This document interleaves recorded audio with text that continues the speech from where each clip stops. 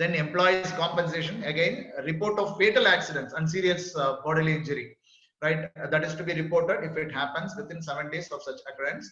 And employers liability if any personal injury to employees by accident or any occupational disease. Occupational disease is listed down in the 3rd schedule, right? If it arises out of and during the course of employment, then of course the compensation is to be paid by the employer.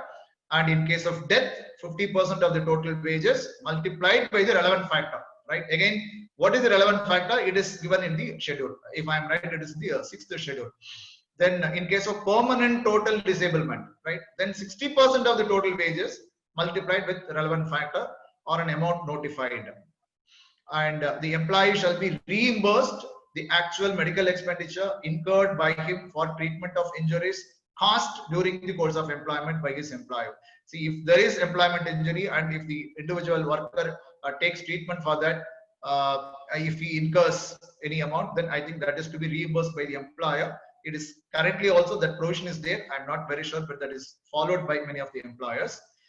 Then no payment of compensation in respect of an employee whose injury has resulted in death, or the lump sum compensation in case of the legal disability shall be made otherwise than by deposit, right? So it is the compensation in case of death or in case of legal disability.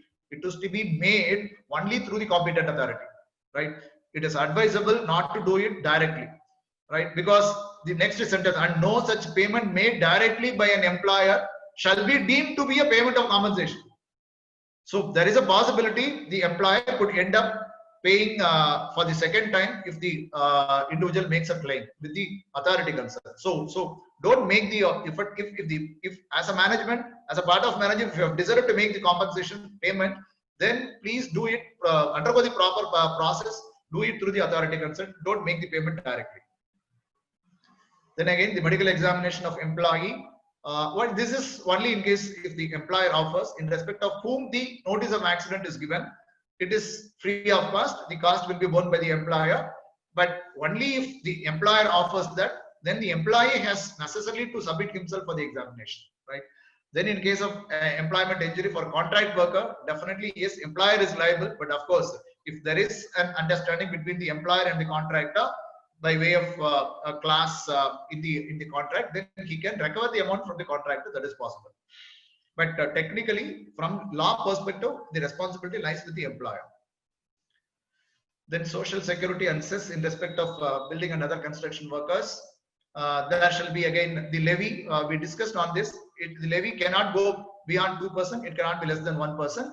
How the cost is to be arrived at for the cost of construction shall not include the cost of land or any compensation paid or payable to an employee or his kin under Chapter 7. So other than these two things, other costs can be added.